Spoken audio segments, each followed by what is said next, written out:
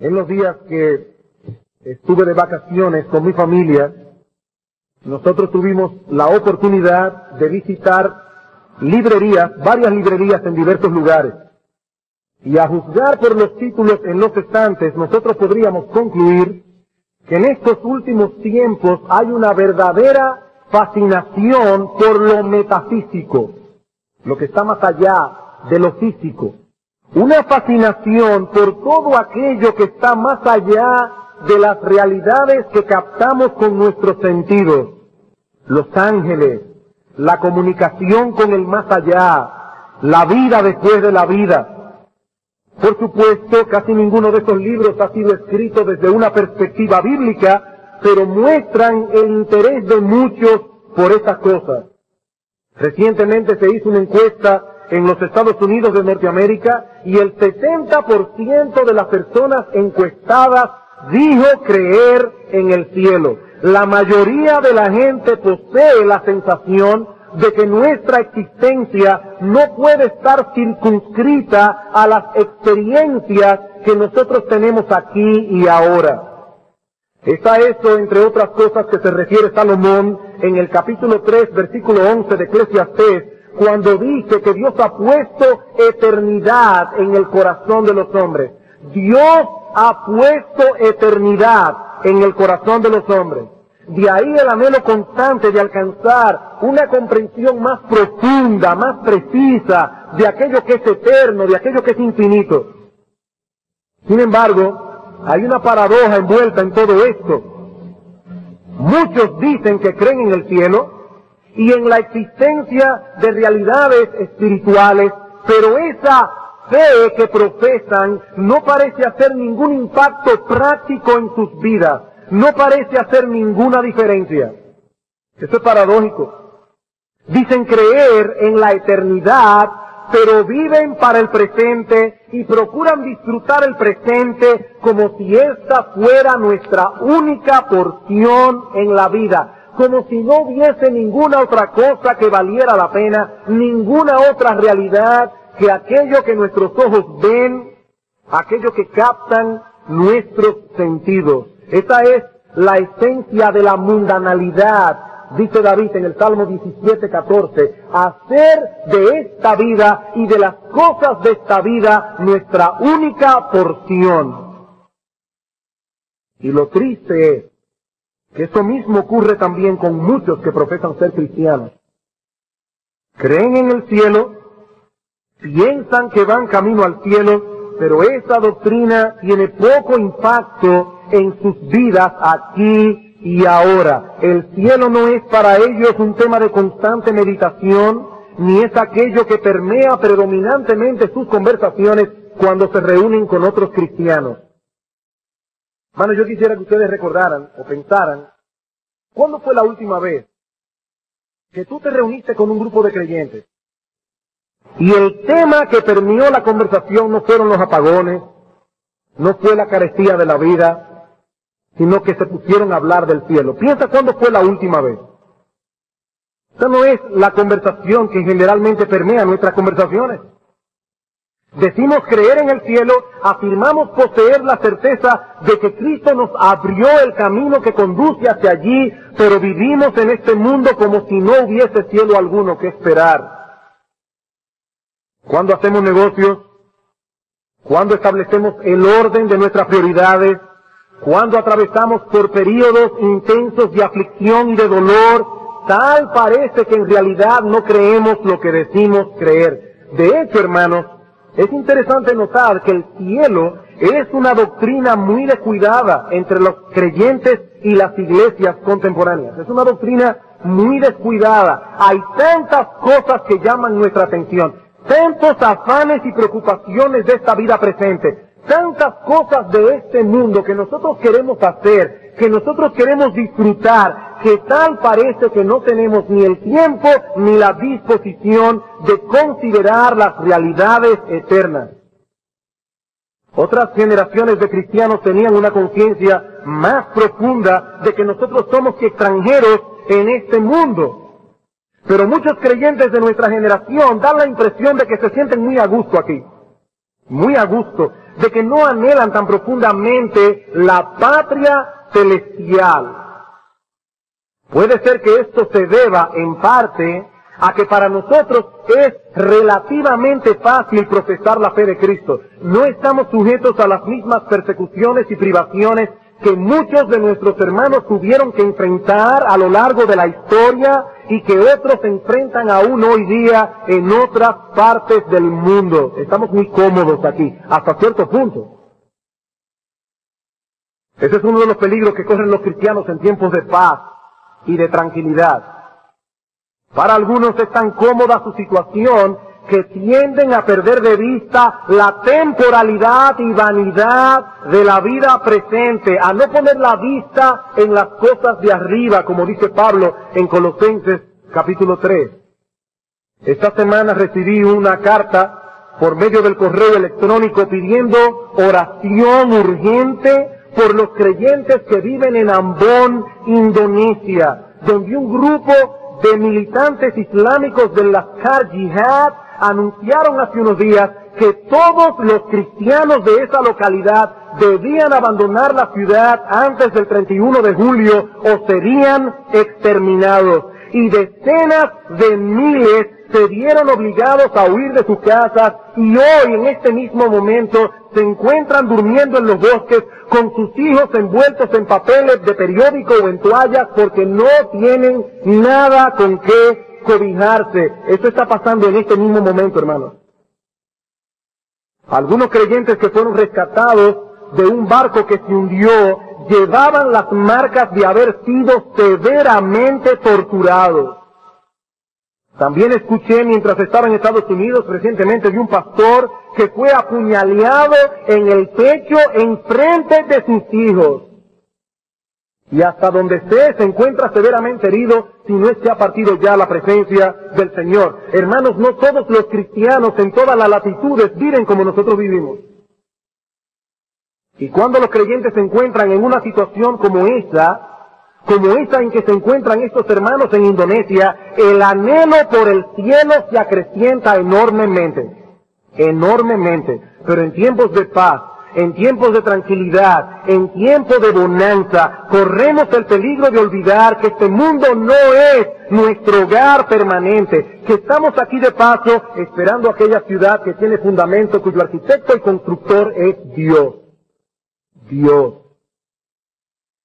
Por otro lado, algunos poseen una visión tan distorsionada del cielo que honestamente no tienen muchos deseos de ir allá. No tienen deseo.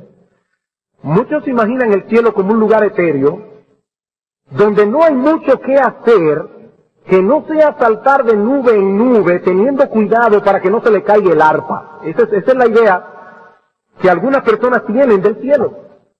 No hay mucho que hacer. Estaba en la nube 34, voy a saltar a la 53. A ver si converso un poco con Abraham o algo así.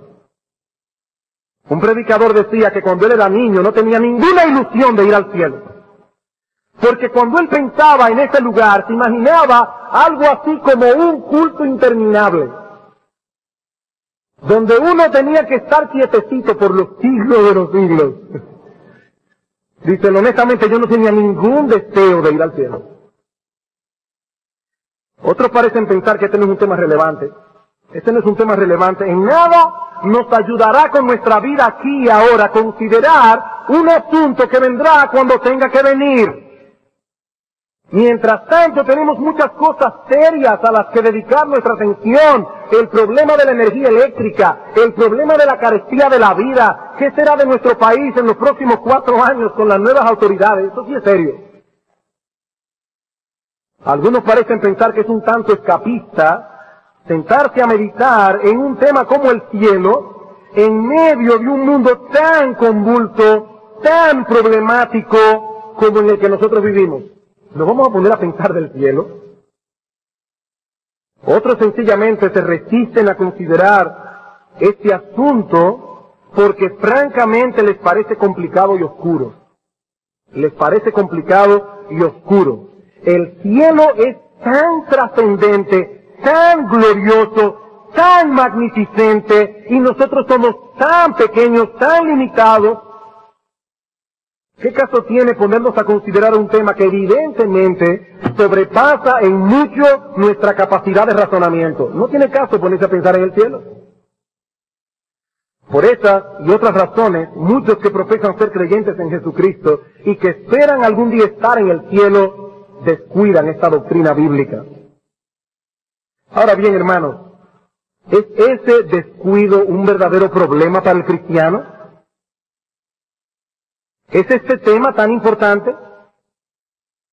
El pastor Ted Donnelly, cuyos estudios sobre el cielo me han sido de gran ayuda para mí en la preparación de estos sermones, sugiere las siguientes razones de por qué debemos estudiar esta doctrina bíblica. ¿Por qué debemos detenernos a considerar la doctrina bíblica del cielo? Bueno, en primer lugar, porque muchos toman por sentado que van camino al cielo y no es así. Este tema es importante porque hay muchas personas que creen que van camino al cielo, pero lo cierto es que no es así. Noten lo que dice el Señor Jesucristo en Mateo capítulo 7. En el Sermón del Monte, Mateo capítulo 7, versículos 21 al 23. Dice el Señor, no todo el que me dice Señor, Señor, entrará en el reino de los cielos, no, sino el que hace la voluntad de mi Padre que está en los cielos. Muchos, hermanos, no pocos, muchos me dirán en aquel día, Señor, Señor, no profetizamos en tu nombre, y en tu nombre echamos fuera demonios, y en tu nombre hicimos muchos milagros, y entonces les declararé, nunca os conocí, apartaos de mí, hacedores de maldad. Hermanos, esto es terrible. Estas personas no solo profesaban conocer al Señor, estas personas profesaban tener intimidad con el Señor. En el hebreo, repetir un nombre 2 veces indica intimidad. Cuando el Señor llamó a Abraham en el capítulo 22 del Génesis a punto de sacrificar a su hijo, Dios le dice, Abraham, Abraham, Abraham era amigo de Dios. Cuando Dios llama a Moisés desde la zarza ardiendo, Moisés, Moisés. Cuando llama a Dios a Samuel para ser su profeta, Samuel, Samuel. Cuando Cristo llora sobre Jerusalén, repite 2 veces, Jerusalén, Jerusalén. Este hebraísmo indica intimidad. Y esta gente le dice, Señor, Señor, yo soy tu íntimo. Y no solamente profesaban ser íntimos de Cristo, dice que eran muy activos en la iglesia, profetizaban en su nombre, hacían milagros en su nombre, echaban fuera demonios en el nombre de Cristo, y Cristo les declarará, yo nunca os conocí. Apartaos de mí, hacedores de maldad. ¿Cuál era la maldad? Esta palabra allí griega significa sin ley, anomia. Eran personas que decían creer en Cristo a su manera, pero no a la manera de Dios. No eran personas que tomaban en serio la ley de Dios. No eran personas que le daban peso a los mandamientos de Dios y aún así decían creer en Cristo. Es importante, hermanos, que estudiemos esta doctrina, porque hay muchas personas que creen que van camino al cielo y van camino al infierno. Y cuán terrible debe ser la condición de un hombre que se pasa la vida creyendo que se dirige hacia el cielo y repentinamente, cuando ya no hay lugar para enmiendas de ningún tipo, este individuo se da cuenta que ha sido engañado por su depravado corazón y que ya no hay oportunidad de salvación para él. En segundo lugar, es importante que estudiemos cuidadosamente esta doctrina, porque muchos tienen una idea distorsionada e incluso grotesca de lo que será la vida en el cielo. La perspectiva que tienen de estas cosas es la que han extraído de muchos de estos libros antibíblicos que abundan en las librerías acerca de la vida futura. Libros que tratan de atraer compradores con testimonios sensacionalistas y muy sentimentales de personas que aseguran haber viajado al más allá y haber vuelto. Por eso es importante que consideremos la doctrina bíblica del cielo para asegurarnos de que no hemos sido infectados por muchas de estas enseñanzas perniciosas y heréticas. En tercer lugar, debemos estudiar este tema porque se trata de una de nuestras armas evangelísticas más poderosas. Esta es una de nuestras armas evangelísticas más poderosas. Amados hermanos, ¿qué es lo que el Evangelio anuncia? ¿Cuál es uno de los temas centrales del Evangelio? Que Dios ofrece a pecadores, miserables pecadores, la oportunidad de pasar la eternidad en un lugar maravilloso, más allá de lo que nosotros podemos imaginar o expresar. un lugar en el que no merecemos estar, pero cuyo acceso fue abierto por medio de la obra redentora que Cristo llevó a cabo en la cruz del Calvario. Eso es lo que el Evangelio anuncia, mi amigo. Esta oportunidad, la oportunidad de ir al cielo. Uno de los grandes defectos del evangelismo moderno es que anuncia un evangelio que solo ofrece beneficios a corto plazo. Felicidad y paz en esta vida, un buen matrimonio, un hogar tranquilo y estable. ¿Quieres tener un buen marido? ¿Quieres tener felicidad? ¿Quieres escapar de las aflicciones y de la ansiedad? Ven a Cristo. Como leí ayer en una sticker, en una calcomanía, en un carro que decía, la mejor terapia para las drogas, Cristo. Beneficios a corto plazo. Beneficios a corto plazo. Pero la oferta real del Evangelio es mucho más gloriosa y más trascendental. Lo que el Evangelio ofrece es el conocimiento del único Dios vivo y verdadero, la total reconciliación con Él, el perdón de todos nuestros pecados y la plena certeza de que pasaremos la eternidad en su presencia en el reino de los cielos. Esa es la oferta. Eso es lo que el Evangelio anuncia, mi amigo. Y cuando la Iglesia de Cristo pone a un lado este aspecto de su mensaje, está prescindiendo de una de nuestras armas evangelísticas más poderosas. En cuarto lugar, esta doctrina es importantísima porque fortalece nuestra fe, nos consuela en medio de nuestras innumerables aflicciones y nos ayuda en nuestro proceso de santificación. Pocas cosas tienen el poder de despegar nuestros corazones de este mundo y de hacernos ver el verdadero valor de las cosas que contemplarlo todo a la luz de la eternidad. Que contemplar todas las cosas a la luz del cielo, de la doctrina bíblica del cielo. Amados hermanos, los creyentes que descuidan esta doctrina se debilitan y están más propensos a la melancolía, están más propensos a la desesperanza y son más fácilmente atraídos a la mundanalidad. Nos estamos empobreciendo espiritualmente al descuidar la doctrina bíblica del cielo. Y aun cuando no tenemos todas las respuestas en cuanto a la vida futura, Dios ha revelado lo suficiente como para que anhelemos estar allí. Lo suficiente para despegar nuestros corazones del presente siglo malo, para que vivamos como extranjeros y peregrinos en este mundo. Y lo que vamos a hacer en estos próximos domingos, si el Señor lo permite, es abrir las Escrituras para echar allí un vistazo de la gloria que nos espera. Yo no vengo aquí a dar un testimonio de que morí, que pasé por un túnel, que vi una luz, que fui al más allá y volví. Nada de eso me ha sucedido. Y no lo necesitamos, porque tenemos la palabra de Dios. Tenemos la palabra de Dios.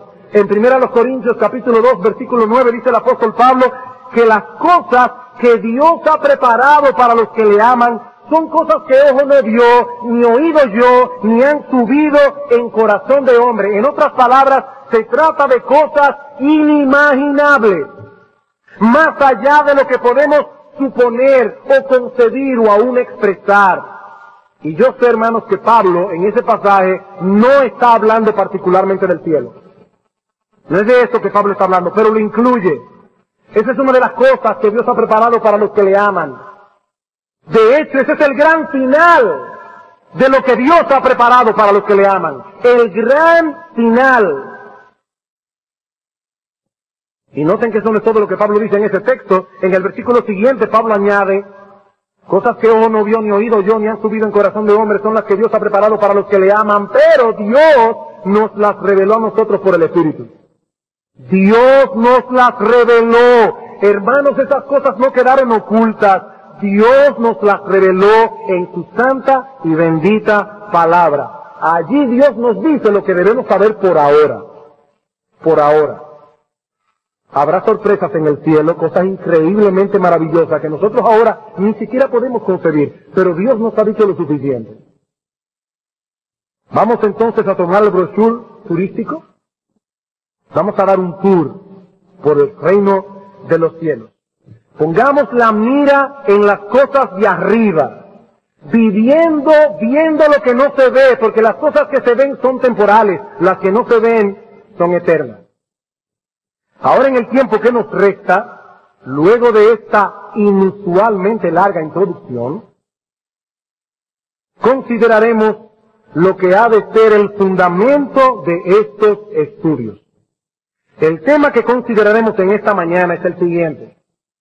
Dios creó el cielo para su gloria. Ese es el fundamento. Dios creó el cielo para su gloria. Y vamos a ver esto en tres encabezados que admito que no son originales. Los he tomado prestados de los estudios del pastor Donnelly. En primer lugar veremos la gloria de Dios desplegada. En segundo lugar, la gloria de Dios disminuida. Y en tercer lugar, la gloria de Dios restaurada. Veamos en primer lugar la gloria de Dios desplegada. La gloria de Dios desplegada. Cuando nosotros abrimos las Escrituras, nos topamos de inmediato con la siguiente declaración. En el principio creó Dios los cielos y la tierra. No hay ninguna intención apologética en el texto. No se trata de probar nada en el texto. Simplemente se declara en una forma llana y simple que Dios existe y que Él es el creador de todo. Dios, en el principio, creó los cielos y la tierra. Ahora, ¿con qué propósito? ¿Con qué propósito? ¿Por qué creó Dios todo cuanto existe? ¿Había alguna necesidad en Dios que Él tratara de suplir a través de la creación? No, hermanos.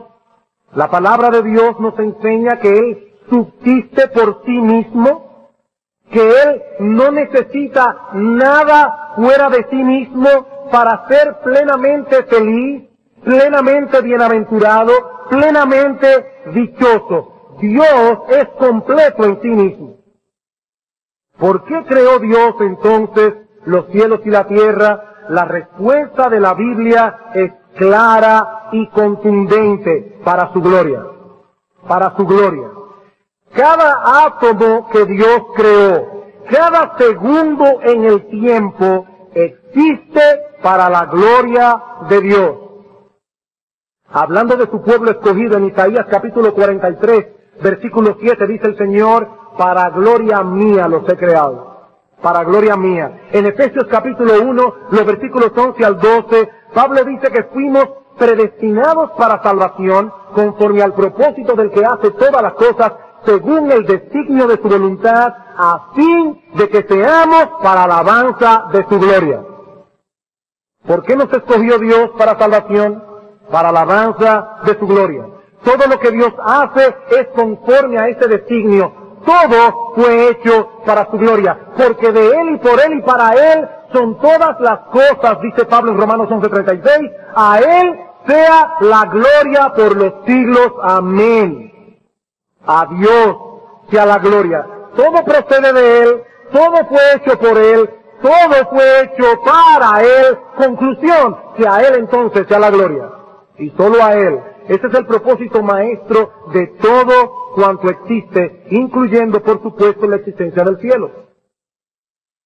El cielo existe, hermanos y amigos, ni por ti ni por mí. No, olvídense de eso. El cielo existe primariamente para la gloria de Dios. Ese es el punto de partida. La razón por la que muchos tienen una idea similar a la de los maometanos del cielo es que son muy egocéntricos en su forma de pensar. Dios creó el cielo para su gloria. Para su gloria. Dios no es más glorioso por haber creado los cielos y la tierra, ni hubiese sido menos glorioso de no haberlo creado. Él es glorioso en sí mismo. Y no tenía necesidad de manifestar su gloria a través de la creación para ser más feliz y bienaventurado. Pero, en su gran amor y en su bondad, Dios creó un universo maravilloso que manifiesta su gloria. Y puso en ese universo maravilloso un sinfín de criaturas racionales, a quienes Él manifiesta su gloria para que nosotros nos gocemos y nos deleitemos en ella. Para que nosotros nos gocemos y nos deleitemos en ella. Dios creó el cielo y todas las cosas que existen para su gloria. Y para el disfrute nuestro en su gloria. En su gloria. Como los maometanos no entienden eso, ellos revisten el cielo de ríos de miel y vino y 4 mujeres para cada hombre. porque ellos no entienden que el gozo del cielo, el deleite del cielo, la maravilla del cielo es la gloria de Dios desplegada en el cielo. En el Antiguo Testamento, la palabra hebrea que más se usa para referirse al cielo es Samayim, que significa los lugares arriba o las regiones superiores. Ahora, no piensen ni en distancia, ni piensen en ubicación. Se está hablando de superioridad en otro sentido. El cielo es superior, es el lugar superior, el lugar más noble, el lugar perfecto. En el Nuevo Testamento se usa la palabra griega uranos con un significado similar. Y tanto en el Antiguo Testamento como en el Nuevo, la palabra cielo se usa para señalar tres entidades distintas. En primer lugar, para referirse a la atmósfera que rodea la tierra. Nosotros usamos la palabra cielo en ese mismo sentido. Hablamos de la nube del cielo, las aves del cielo. Por ejemplo, en Génesis capítulo 1, versículo 19, se nos dice que las aves fueron creadas para volar en la abierta expansión de los cielos, la atmósfera. En Isaías capítulo 55, versículo 10, vemos que es también de los cielos de donde desciende la lluvia y la nieve. Y en el Sermón del Monte, en Mateo capítulo 6, versículo 26, dice el Señor, mirad las aves del cielo. Pero también se usa la palabra cielo, en segundo lugar, para señalar el espacio sideral. El espacio sideral. Por eso se nos dice en Génesis capítulo 1, versículos 14 al 18, que Dios colocó el sol, la luna, los planetas y las estrellas en la expansión de los cielos.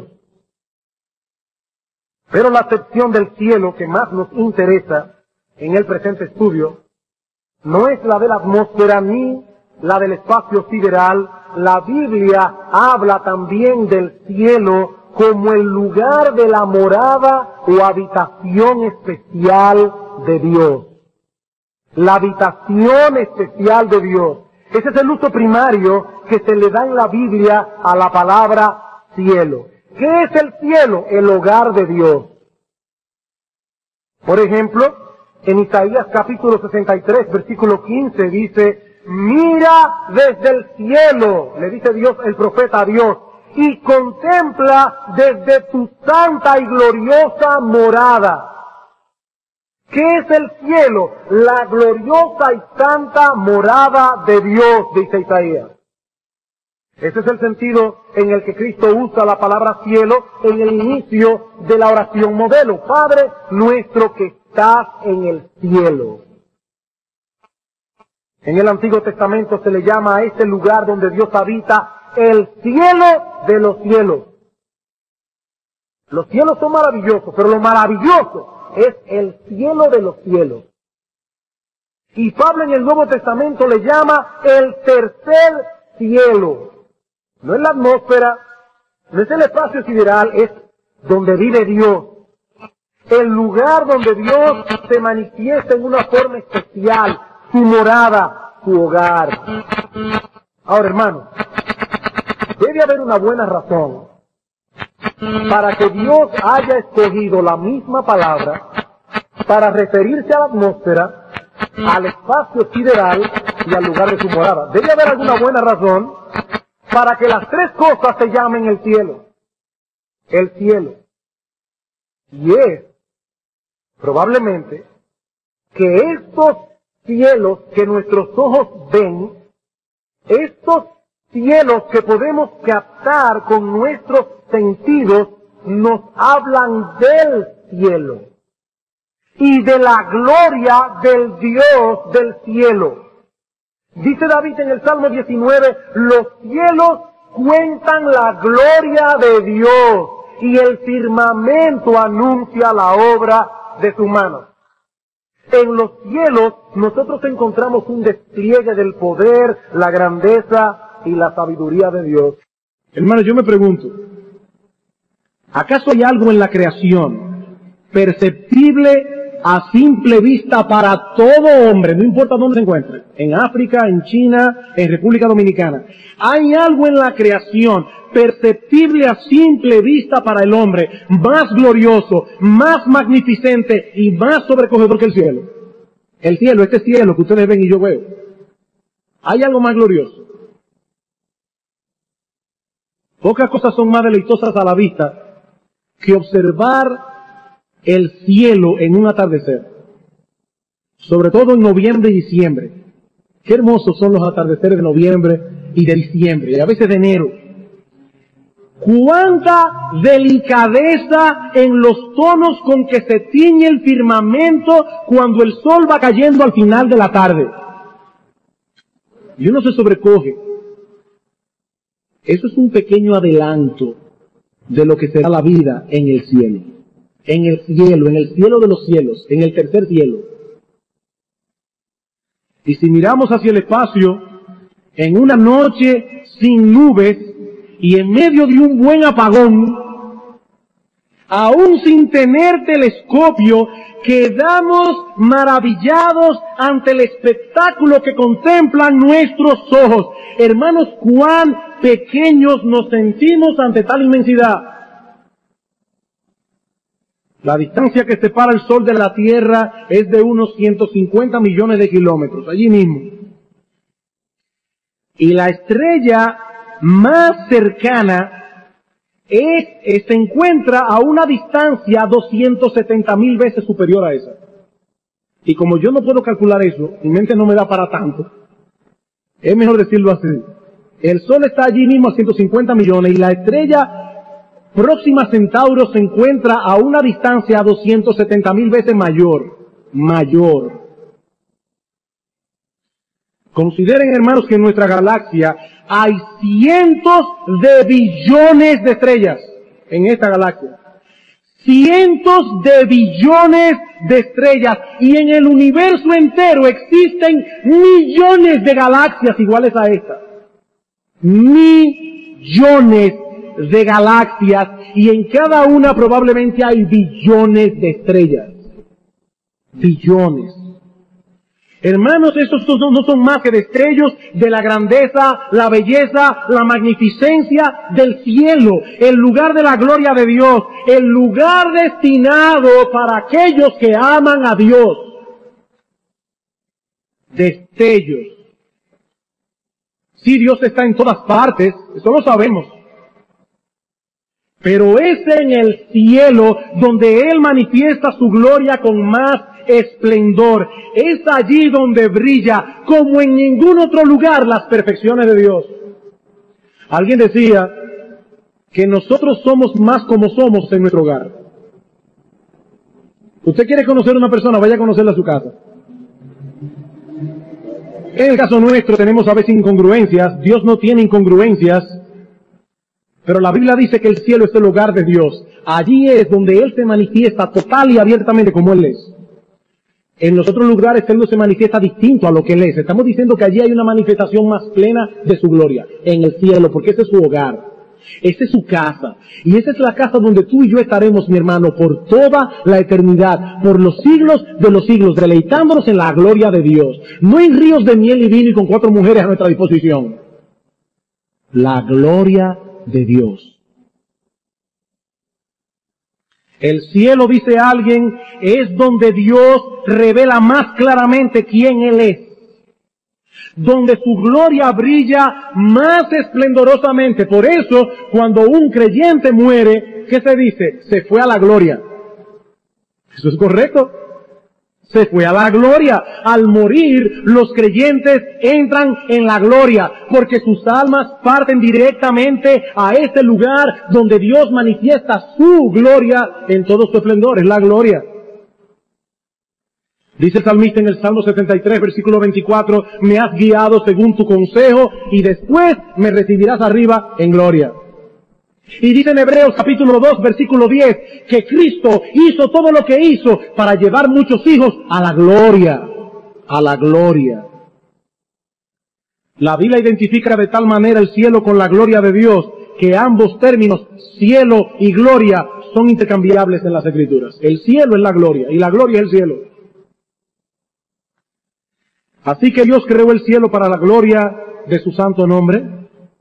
He ahí la gloria de Dios desplegada. Veamos ahora más brevemente, en segundo lugar, la gloria de Dios disminuida. La gloria de Dios disminuida. Dios creó todas las cosas para su gloria, para manifestar a través de todas ellas sus excelencias, sus perfecciones, todas aquellas características que hacen que Dios sea Dios. Pero todos sabemos que la creación no es hoy como lo fue originalmente. Satanás tentó a nuestros primeros padres. Ellos escucharon su voz y se rebelaron contra Dios, y el pecado entró en el mundo con toda su secuela de desgracia y destrucción. Eso no le restó a Dios ni un ápice de su gloria, pero nuestro entendimiento fue entenebrecido por causa del pecado y ya no podemos captar claramente la gloria de Dios. La gloria fue disminuida, la gloria fue oscurecida delante de nuestros ojos. La tierra fue maldita por causa del pecado. Dice Pablo en Romanos capítulo 8, versículo 20, que la creación fue sujetada a vanidad. ¿Y saben qué significa eso? Que la creación fue sujetada a producir lo que no sirve. Y más adelante dice Pablo que la creación quedó esclavizada a la corrupción. Este es un mundo que se corrompe. Usted hará un campo y no le siembra nada y no le van a servir, no le van a crecer glaviolos, ni le van a crecer arrayanes. Usted deja la tierra sin cultivar y le va a crecer guasábara y hierba mala, porque esta es una tierra maldita por el pecado, y donde quiera que usted va a ver esa maldición. Este mundo no es perfecto. Yo me acuerdo hace muchos años atrás que fuimos a un lugar allí cerca de Nagua a pasarnos un fin de semana, muchísimos años de eso, y me encontré con una ensenada preciosa. Aquello era realmente paradisíaco. Estaba cayendo el sol de la tarde, el mar rompía con las olas y era un lugar completamente solitario. Yo me senté allí a disfrutar de la tranquilidad de aquel lugar tan apacible y de inmediato vinieron los jejenes. Y no puedo dejar de pensar, definitivamente en este mundo no hay ningún lugar que sea perfecto. No hay un lugar que sea perfecto. La gloria de Dios disminuida. Esa es la gran tragedia del pecado. La gloria de Dios quedó oscurecida a nuestros ojos. Hermanos, miren a nuestro alrededor y donde quiera que se posen nuestros ojos, veremos alguna evidencia del trastorno del pecado. Muerte, enfermedad, violencia, injusticia, hambre, malos entendidos, pleitos entre hermanos, guerras, desastres naturales. Este es un planeta maldito. Maldito. Sujeto a corrupción, un mundo bajo el juicio y la ira de Dios, profundamente maltratado por causa del pecado. Profundamente maltratado. Sí podemos ver destellos de la gloria de Dios, aquí, allá, en algunos lugares va a ser más claro que en otros, en algunos puntos va a ser más abundante que en otros, pero este mundo, hermanos, no es ni sombra de lo que una vez fue. El pecado ha hecho estragos en la creación de Dios, estragos. Pero mis amados hermanos, todos sabemos también que ese no es el final de la historia. Hemos visto la gloria de Dios desplegada, hemos visto la gloria de Dios disminuida. Veamos ahora en tercer y último lugar la gloria de Dios restaurada. La gloria de Dios restaurada. En medio del panorama desolador que contemplamos en este mundo por causa de la caída, mis amados hermanos, hay un lugar en donde el pecado no ha tenido ninguna consecuencia. Hay un lugar, a una hora, un reino no contaminado, donde la gloria de Dios brilla aún en todo su esplendor y belleza. ¿Saben dónde es? en el reino de los cielos, en el lugar de la habitación de la gloria de Dios. Allí la voluntad de Dios es hecha sin dilación. Allí se desconoce la tristeza de la desobediencia. El cielo sigue siendo y siempre será un lugar de plena felicidad, un lugar de plena satisfacción, un lugar donde el gozo y la paz no conocen límites. Porque ese lugar no ha sido tocado por el pecado, no ha sido contaminado por el pecado, no ha sido corrompido por el pecado. El cielo de los cielos. Y algún día, mis queridos hermanos, esta gloria del cielo descenderá a la tierra y volverá a llenarlo todo como al principio. Algún día. Y todos sus habitantes estarán allí en cuerpos glorificados. De modo que la situación será 1000 veces mejor que en el huerto del Edén, porque ya no habrá posibilidad alguna de rebelión contra Dios. Así será eternamente por los siglos de los siglos. La historia de la Biblia, hermanos, trata de ese tema. Esa es la historia bíblica. Hay muchos detalles envueltos, pero ¿saben cuál es el hilo conector de la historia bíblica? La gloria del cielo volviendo a la tierra y llenándolo todo. De eso trata la Biblia.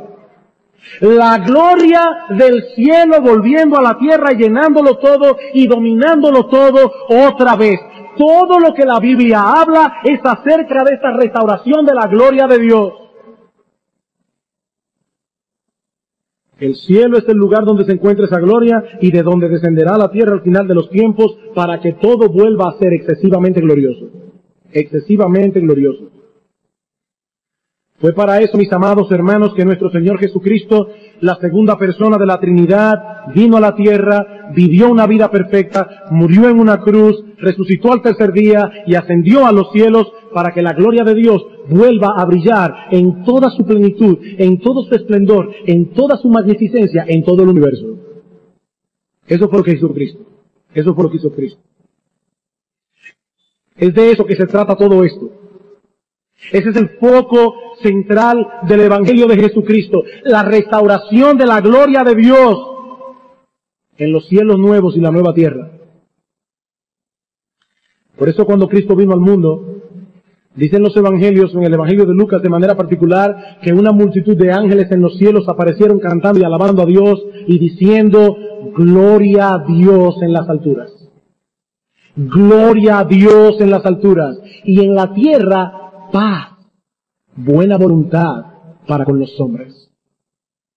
Y en la introducción del Evangelio, de su Evangelio, el apóstol Juan nos dice, y aquel verbo, nuestro Señor Jesucristo, fue hecho carne y habitó entre nosotros y vimos su gloria, gloria como del unigénito del Padre, en la persona de Cristo, la gloria de Dios se hizo presente en la tierra, en la persona de Cristo. Él es la encarnación de la gloria de Dios. Dice Juan, nosotros vimos su gloria.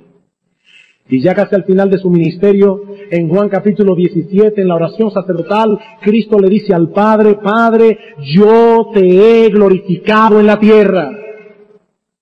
He acabado la obra que me diste que hiciese. Hermanos, en eso consiste la obra que el Padre dio a Cristo para que hiciese. Una obra de restauración a través de la cual pecadores son salvados y transformados de gloria en gloria en la misma imagen de Cristo.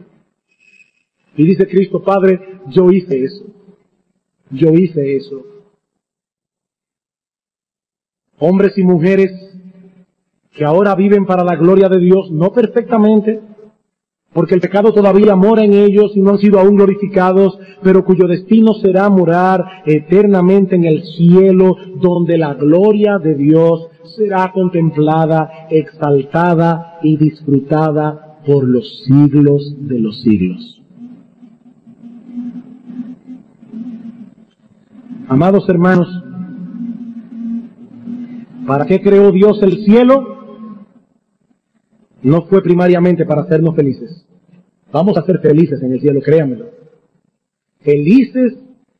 Es más, nuestros cuerpos van a tener que ser transformados para poder aguantar tanta felicidad. Porque nosotros no estamos capacitados en este cuerpo de muerte para ser tan felices. Yo no sé cuánto a ustedes les ha pasado, pero cuando una persona, un ser humano normal, común y corriente, se encuentra en un estado de euforia y de felicidad, muchas veces le sigue un tiempo de depresión. Es que nosotros no estamos preparados para eso. Nosotros vamos a tener que ser preparados para la felicidad del cielo. Yo no estoy diciendo, ni estoy negando que en el cielo tendremos felicidad. Lo que estoy diciendo, hermanos, es que el cielo no fue creado primariamente para que nosotros seamos felices. En el cielo los creyentes serán inmensamente felices. Pero el cielo existe primariamente para la gloria de Dios. Para la gloria de Dios. Si no entendemos eso, todos nuestros conceptos de la vida futura serán totalmente distorsionados y egocéntricos. Por eso es que ustedes ven que muchas personas que son ateas, en la práctica, aunque no lo digan con su boca, son ateos en la práctica, porque viven como si no existiera Dios. Ellos creen en el cielo y desean ir al cielo, pero todo eso sin ninguna relación con Dios ni con su gloria.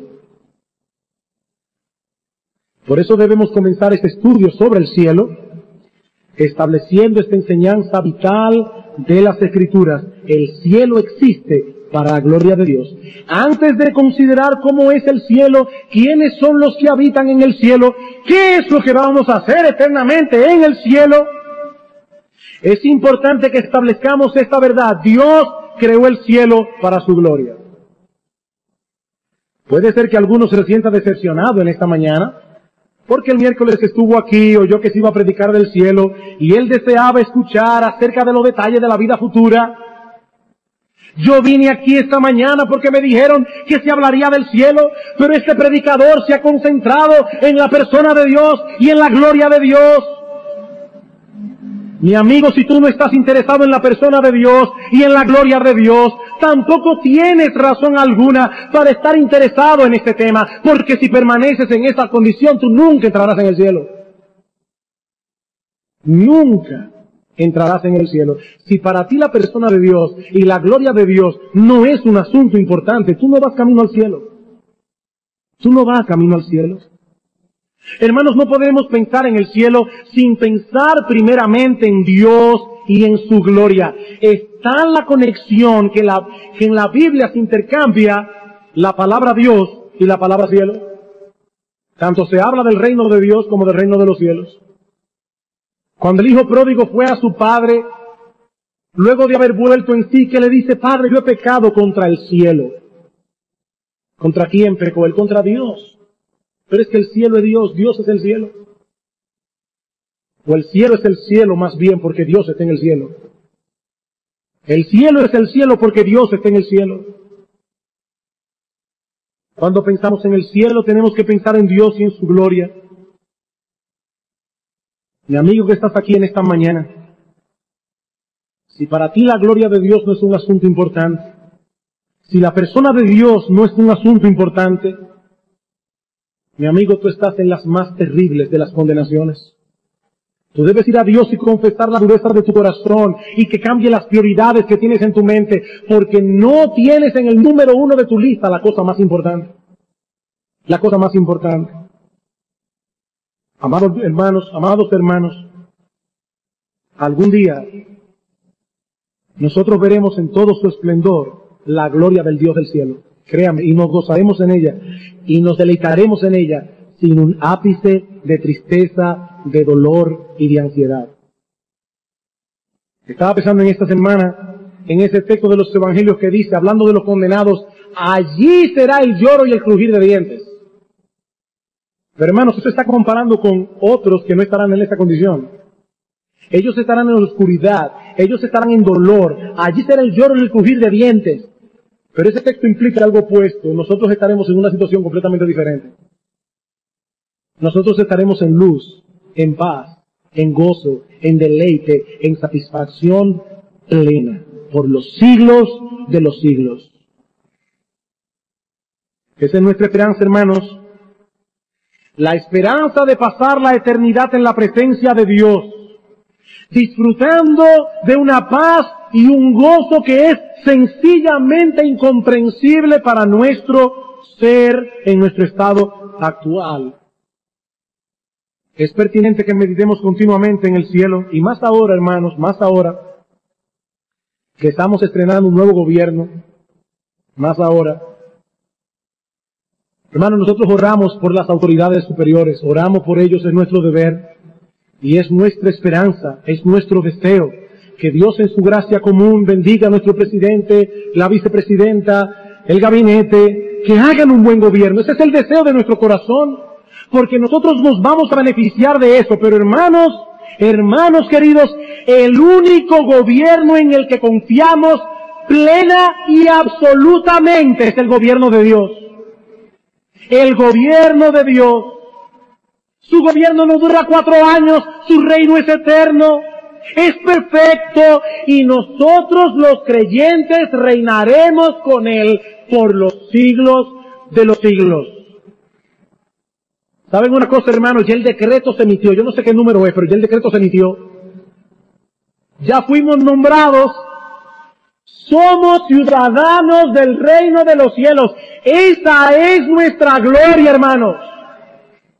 Nuestra única gloria, que nosotros conocemos al Dios del cielo, que nosotros conocemos al Rey del universo, que nosotros pasaremos la eternidad disfrutando de la contemplación de su gloria.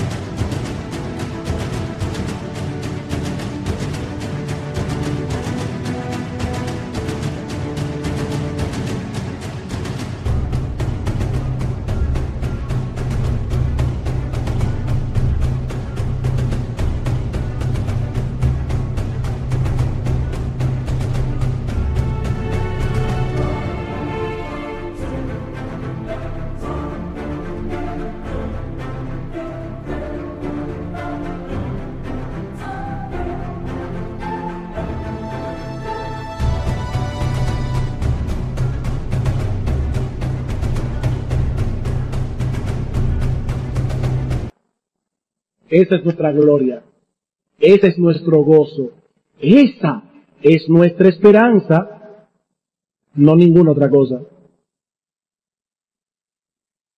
Que el Señor use estos estudios para darnos una comprensión más clara de la eternidad, para poner en nuestros corazones un anhelo más intenso y profundo por las cosas que no se ven, pero que Dios use también estos estudios glorificándose en la salvación de pecadores. Que muchos que hoy se dirigen irremisiblemente a una condenación eterna encuentren a través de la predicación de la palabra el bendito camino al cielo.